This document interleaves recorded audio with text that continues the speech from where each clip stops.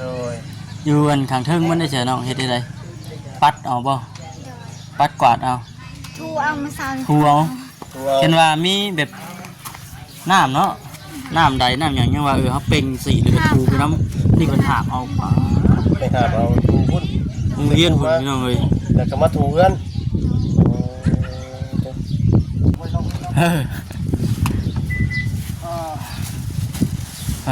ถ้าสองเด้งเลยมานี่โฮมสองปืนนะครับคือว่าช่วงนี้ย่ำหนาวดิย่ำหนาวต้องเอานอกจากเรื่องนี้ก็ได้คือเทิง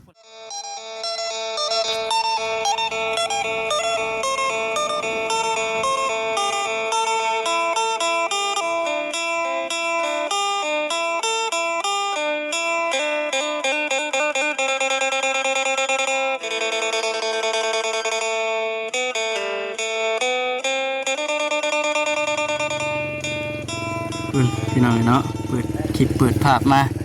วันนี้ก็คือเก่าพี่น้องเลยเมื่อวานนี่บอกคำว่าเดี๋ยวออกไปข้างนอกเนาะเมื่อวานนี่เมื่อนี้นะได้ออกมาข้างนอกก็เลยมาเยี่ยมเบิ้งน้องสุดใจหรือว่าน้องลำคาญพี่น้องเลยเนาะมารอบนี้ก็ห่วยแตกต่างขึ้นนับมืออยู่เลยพี่น้องเนาะวันนี้เนมเห็นนั้นหน้าบ้านหน้าเรือนเพิ่นมีไม้พนักแล้วบัดนี้มาจากไผ่เขียวจือคืออยู่พี่น้องเอ้ยพุ่นเอาพี่น้องก่อนอื่นจะมีแต่ว่ากราบทักทายสบายดีเด้อพี่น้องเด้อเนาะทักทายสบายดี FC กันเบิดสุขคนพี่น้องเนาะพบเจอกันอีกคือเก่า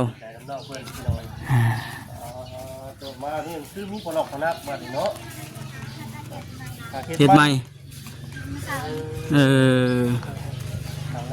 สบายดีโอ้เนาะต้องลงบ่นี่ว่าเฮ็ดไม่พนักเนาะเฮ็ดหักแล้วว่าซั่นจะมีที่เพิ่นแนะนำอยู่ว่าให้แม่พนักแนวซั่นแม่นเห็นว่ามีไม้พาไอ้เป็ดเนี่ยตอกอัดคือแล้วว่าอ่อนคักอยู่บังลมเนาะบังลมในเวลากินข้าวอันขี้ฝุ่นมันจังบ่พึกใส่ผ้าข้าวสบายดีพี่น้องแม่นน้องสุดใจมื้อนี้ไปทางไหนมื้อนี้มื้อไปทางใดบ่ได้ไปหาขุดอันกระปูกระแป้งบ่บ่ได้ไปมื้อนี้เนาะเฮ็ดยังซะอยู่เพื่อนมันกวาดกระโลงกระลางเป็นเติร์ดพี่น้องเลยเนาะโอ้เนาะเป็นผักปัญญังบาทไม่ได้ยังจะไม่เนาะ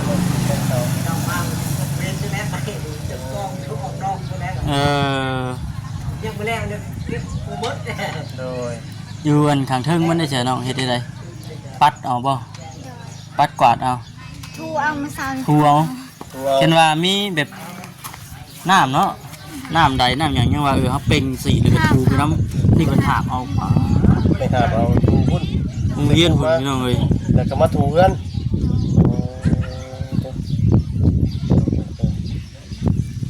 มันบัดขี้พุ่นมันอาบหลายปีเลยเนาะวันนี้มันในใกล้ทางเนาะแล้วจะว่านะ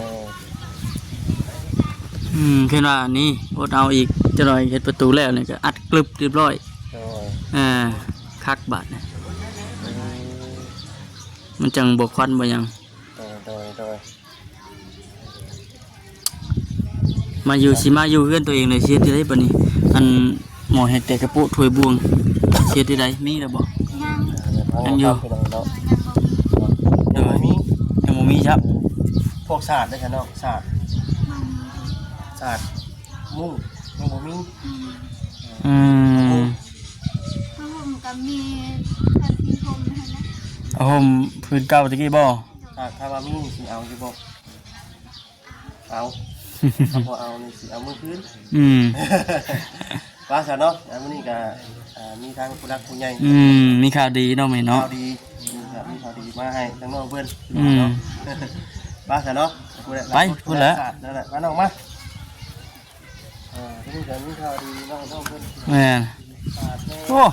น้องสุดใจนี่2เด้งได้มื้อนี่ ทางบ่แสนเพิ่นก็มีข่าวดีแน่พวกกินนี้ก็ได้ ได้ค่ะ รถเฮาลองบ่ อะไรบ่แสนเอ้ย ไม่ต้อง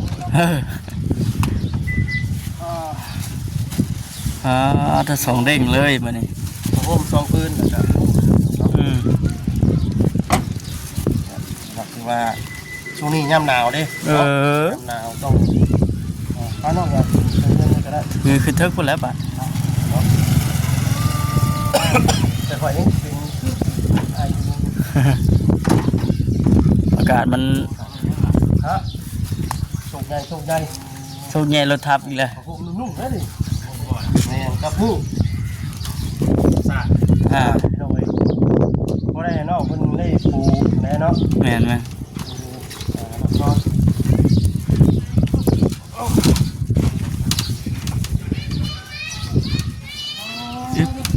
อึบ กุ้งไปก่อนกุ้ง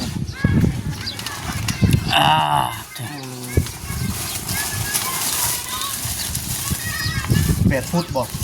พกบ่พกเรือเป็ด ดิเป็ด เป็ดบ่ เป็นนี้ว่าจะเนาะเจ้าสินอนกับไผก่อน 2 คนแล้วก็มีสาดนึงจะฟุตบ่มีฟุตบ่4เนาะสาดเป็นกลางพี่น้องเนาะอันนี้ของโฮม2คืนมักอยู่ของโฮมนี่เบิ่งดูเนาะ คือมึงดูจงมาเบิ่งดู ใจเติบอยู่บ่ เนาะ เด้อเลยอุ่นได้ผ้าห่มเนี่ยเนาะ แม่น มักอยู่บ่ มันเลือกบ่ถึกก็ได้เอาจักสีชมพูกับสีน้ำเงินได้พี่น้องเอ้ยมักสีหยังเจ้า มักเบิดสีใดก็ได้ว่าซั่นเนาะ ก็ได้เนาะอยู่พี่น้องเนาะผ้ามันเป็นผ้าผ้าเคยดีอยู่เนาะ แม่นผ้าอันนี้มันเป็นคนไปยังมันก็อุ่นอยู่พี่น้องเอ้ยเนาะ เวลากลางค่ำคืนก็สิอุ่นนะ แม่ มันบ่เห็นคือพวกผ้าแพร่มันมอนเนาะ อ่า ใช้เราย่ำหนาวอยู่บัดนี้ คือว่ามื้อนี้ก็มีข่าวดีเนาะ แม่สองเด้งด้วยแล้ว เด้ มื้อง นี้ เด้ยมื้อนี้เนาะหน่อยแต่น้ำเพิ่นในไลน์เนาะคือว่าจากเพื่อนที่ว่าบ่มีหยังเนาะฟังอาจารย์ พาแอมบัด เงียบแล้วก็มีประตูเนาะคือว่าเนาะเฮานอนอยู่ใส่กับคือนอนอยู่เฮือนเจ้าของเนาะบ่ครับ แม่น สุขใดใช่ถ้ากับสุขกันแน่นเฮือนเจ้าของเนาะ แน่นอนนะบัดนี้ ว่าแต่น้ำเพิ่นสาดให้เฮาแก้บ่บ่ครับ พื้นมึงดูแกะมึงดู เจ้าสินอนอยู่แค่นอนครับ แกะเบิ่งชื่อก็ได้อยู่แล้วอ่ะ เนาะเนาะ เพราะว่าเพิ่นว่ามันใหญ่ถึกอยู่เลยโอเคมันจะได้ก็จะได้ปูอยู่เนาะเพื่อนเพิ่นก็สินอนเพิ่นปัดเพิ่นถูเรียบร้อยแล้วเนาะ เห็นว่ามีใดน้ำสีใส่ถูไปน้ำหนึ่งให้คักเลยอันนี้มันจักถูเนี่ยมันจักกันไปอิ่วน้ำมาในกับปานนั่นฮะนะ โดยไหน โอ้ได้อยู่ฮะโอ้ วันมาพูดคำนี้ว่าจะ ใหญ่เถิบดิ ปู นี่ ง่ายที่สุดครับ ถามว่า ปูชื่อกูเป็นยังแล้วเนาะ ปูเป็นยังแล้วเนาะ อันนี้ปูลองเบิ่งก่อนระวังเด้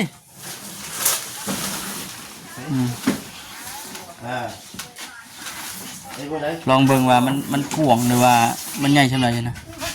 ดูถึกโอ้คัก พอดีเลยเนาะ พอดีเนาะคนปูนอนเนาะ แม่น แต่ใครก็ครับนอนเป็นนอนลุ่งอยู่ไหนคักเลยมีแต่ว่านอนพูดแล้วพาไปเลยกะมือใดขึ้นมานอนเนาะพาไปก่อน แม่นเมื่อไรขึ้นบ่แล้ว ยังอีกจากมือจ้ะเนาะได้ยินข่าวๆแล้วบ่เพิ่นหาแล้วบ่ เป็นหามือหายามหรือเปล่า เพิ่นแล้วบ่ ยังหู แต่ว่าคือได้ยินทางอันน้องเพิ่นว่าผู้หันว่าต้องได้ขึ้นใหม่เด้เนาะ สมมุติว่าเฮือนแล้ว ขึ้นเฮือนใหม่ได้บ่ โด อืม โดยพี่น้องเราคือว่าเฮ็ดพิธีเฮ็ดคือเอาขึ้นเฮ็ดตะบิดเลย แม่น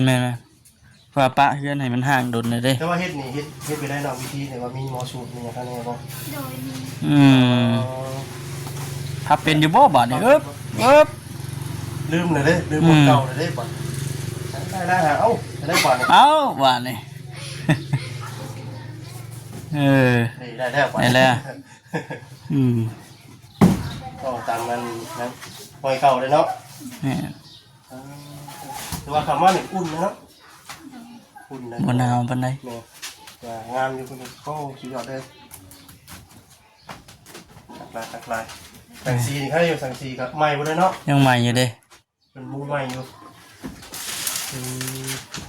เอาเขาไว้คือเก่าบาดนี่ฮอดมื้อวันจังกันออกมาใช้งาน ยังบ่ได้นอนแท้ ยังนอนเพื่อ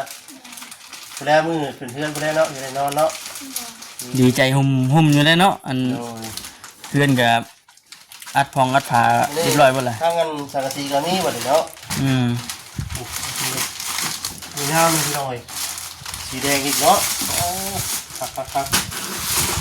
พอดีแล้วมืออื่นกันมืออื่นใช่ป่ะน้าบ้าคนเฮ็ดให้รับยักเนาะ ยันอยู่มือนนะ เฮ็ดประตูให้น้อง อันนี้เป็นเฮ็ดช่วงไหนเดือนนี่ไม่พนักนี่ช่วงเช้าคนบ่ อันเนี้ย อ่ะ โดย มื้อเช้านี่แหละ อืม เห็นเช้านี่ โดย หากเฮ็ดแล้วมื้อนี้เนาะเดี๋ยวเนาะ อืม โดย เผื่อไว้ทันใจไว้ทันตาพี่น้องเนาะ โดย เพิ่นก็เฮ็ดให้ลูกหลาน ออกมานอกพี่เขา พอได้ส้นได้เศร้าแล้วก็ได้เนาะมีผู้ใหญ่เพิ่นชดช่วยเข้ามาสิก็โอ้ โอ้ เพื่อเป็นการดีพี่น้องเอ้ยมีแต่อาศัยทั้งญาติพี่น้องทั้งนาบ่าวเฮ็ดช่วยเท่านั้นเห็นอยู่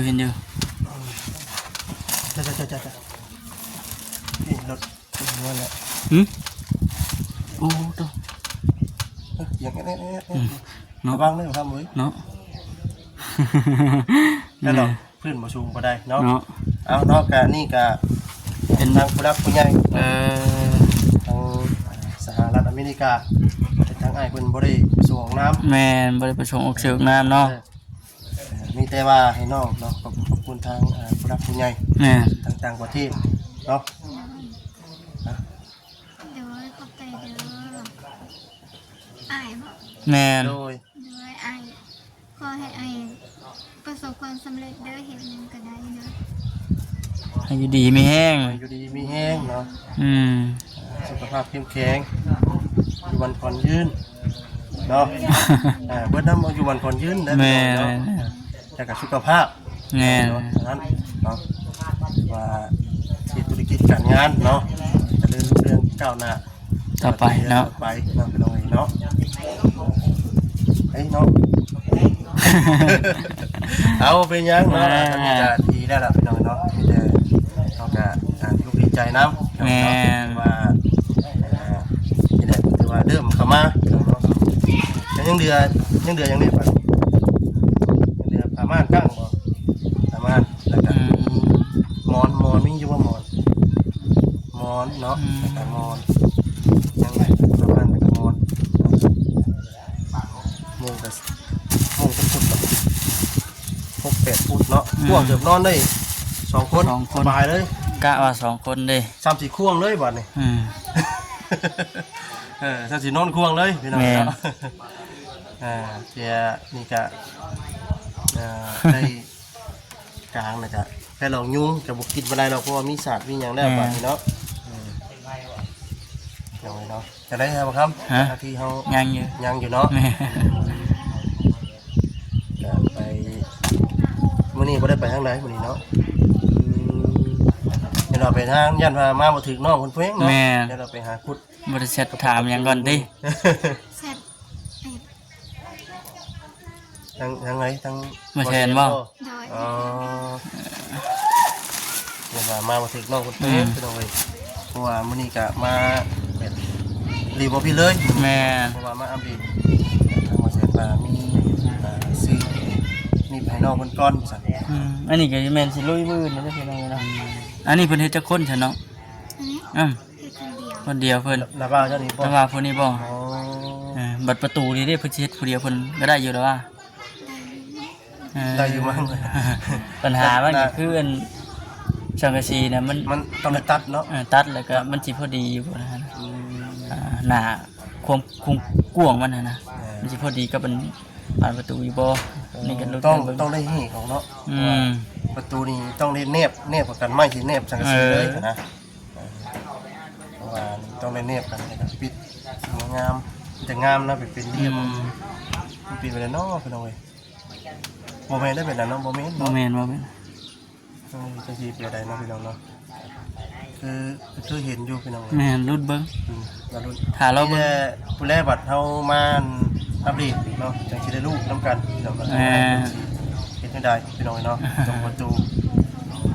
เบิ่งสีแดงอังต้องอยู่บ่นี่ติ อย่างคนกายมากอะโอ้เรื่องนั้นคืองามแท้ว่าได้เนาะเด่นกูแท้ว่าจังงามต้องอยู่ว่าจังเนาะว่าได้พี่น้องเลยเนาะ แม่น หรือว่าบรรยากาศสีคึบๆวันนี้คิดว่าสิกลับมาหนาวอีกคือเก่าจังเนาะ ย่านอยู่เด้อเบิ่งนี่ก็ได้ สิอุตสาห์ใครแน่เริ่มสิปากสิบ่แตกเริ่ม ก็สิแตกเลยดิ เริ่มแดงเริ่มยาเริ่มบี้วันนี้สิหากันกบกันเขียดกับบ่ยาก บ่ยากแล้วบัดนี้เนาะ จับเอาน้ำเค็มน้ำขาเทียบมันก็ได้นะเอาดีได้เนาะผู้ว่าได้มันเริ่มหนาวเลยเด้สมมุติว่ามานอนอยู่พี่ดิบัดเรื่องข้าวได้บัดนี้ข้าวกินเฮานี่ เขาก็คันมีเองแต่เฮ็ดเอง เช่นว่ามีเองนี่แม่นเฮ็ด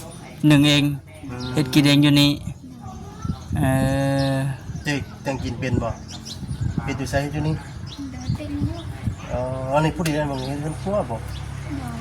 มีตังกระถางน้ำ มันสิบ่ดุบ่เนาะแม่นบ่เนาะ แม่นน่ะบางยังติ บางครับบ่สิว่าต้องงานมันซ้อนคือว่าน้องมันก็นั่นเนาะตัวน้อยอยู่ แม่ คือเฮานี่ว่าตัวใหญ่ยันคักอยู่ แต่ว่าระมัดระวังแหละอย่างอยากระแวงอยู่ได้พี่น้องเนาะเป็ดมันก็มันแต่โดนน่ะเด้จักปีแล้วเฮือนหลังนี้ เรียบบ่นี่อันบ่จิตโทรมาหาข่อยพี่น้องต่อพี่นี่บ่จิตเพิ่นโทรมาได้ก่อน โทรมาถามเลขประจำตัววัดของบ่คำเอาเลยเนาะ จังหวะเด้อบ่ครับก็ยังงงอยู่นี่บ่จิตเนาะดีใจบ่น้องสุดใจดีใจทางบ่าวคือว่านะดีใจนำคือกันโดยสิได้มาอยู่เฮือนอยู่ชานตัวเองเนาะมีแต่ว่าบุรวัตรักษาเอาบัดนี้ให้มันเกลี้ยงมันก้อยให้มันงามก็เฮ็ดเอานั่นใดมันสิเกลี้ยงสิก้อยขึ้นกับน้องรำคาญเองบัดนี้สิรักษาดูแลมูลแม่ป้าไว้ให้ได้นั่นใดก็เฮ็ดเอาเนาะใครมันผูกมันพังเขาก็หาเงินซื้อหาเฮ็ดงานเก็บเงินซื้อใส่อันนี้ก็ถือว่าโชคดีที่ว่าทางผู้รับผู้ใหญ่เพิ่นชดชอยเข้ามาซำนี้ก็โอ้ถือว่าเป็นบุญหลายพี่น้องเนาะบ่เคยคิดบ่เคยฝันว่าทางน้องเพิ่นเนี่ย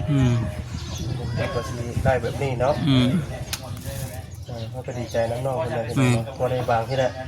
จะบ่ปลอดภัยบัดทีนี้อันตัวที่ว่าทางระบาเราถามที่นี่ก็คือบันไดบันไดนี่มวยของเจ้าเองบ่เนาะเป็นโครงไฟก็บันไดเรื่องหลังนี้เขาเอามาบูเลย บูจับบันไดยังบ่มีถ้าว่ามีไม้นี่จัก3เซนเนาะไม่สิ8 3เซนก็ตก2 เซนปลาย2 เซนปลายพี่น้องเนาะ2 เซนปลายเห็นว่าเอามาก็ต้องได้ทัดครึ่งคืนเอาแกมารอบก่อนแม่น4 เมตรรอบก่อนแล้วเนาะเพราะว่าเฮาดีใจน้องเพิ่นพี่น้องโดยกลับกันได้บ่ครับเลยกลับป้าคอยแล้วบ่โดยครับบ่ไปแต่ตื่นเนาะใหม่ไผนี่เอามาแต่หน้าเพิ่นบ่ซื้อเอาโอ้ลำเท่าไรจ้ะเนาะน้าบ่าวได้ยินน้าบ่าวบอกว่าลำหนึ่ง 10,000 กีบลำหนึ่ง 10,000 กีบพี่น้องเนาะ1 2 3 4ลำพุ่นเนาะ4 30-40เป็นไปได้ก็เพิ่นว่าอยากเฮ็ดคือแบบนั้นบ่เนาะแบบนั้นนะพี่น้องนี่แอม มันบ่มีไม้เป็ด อันนั้นแล้วจะว่านะมันหมูมีไม่เป็นนะพี่น้องไม่เป็นยังว่าพอได้ตอกเปิ้ลใช่นี่เปิ้ลใช่เวลาเฮาขออนุญาตนำพี่น้องเวลาเฮากินข้าวกินน้ำเนาะกินข้าวนี่ต้องได้ออกมานั่งกินจนนี้แล้วนะกินข้าวกินน้ำมันจังลดกายไปกายมามันจังกี่พุ่นกี่พอนจังบ่ข่าวเขา งาม งามบ่ งามละ ใส่ประตูให้คักเด้เนาะแหลกต้องอะไรนี่อดทนเนาะมื้อเดียวมื้อหน้าเลยมื้อหน้าสิมาอัปเดตใหม่สิมาจอบเบิ่งกันประตูกับอันหยังเนาะมื้อหน้านี่บันไดยังบ่ทันได้เพียงเนาะมาจอบเบิ่งประตูบ้านเป็นอันใดแต่ว่าอันนี้คือสมมุติเด้อพี่น้องสมมุติว่าเฮือนชานน้องเพิ่นแล้วก็ต้องได้เฮ็ดพิธีขึ้นบ้านใหม่เนาะเฮ็ดพิธีขึ้นบ้านใหม่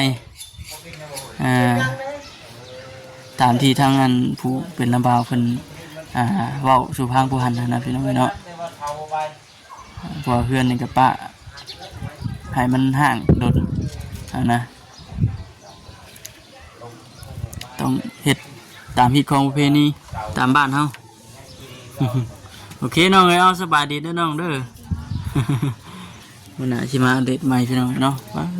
เถอะไปพี่น้องเนาะจังไดก็ฝากทางพี่น้องที่กดติดตามรับชมแล้วก็เข้ามาเบิ่งมาชมคอมเมนต์กันเข้ามาเด้อพี่น้องเด้อเนาะที่ชมกันเข้ามา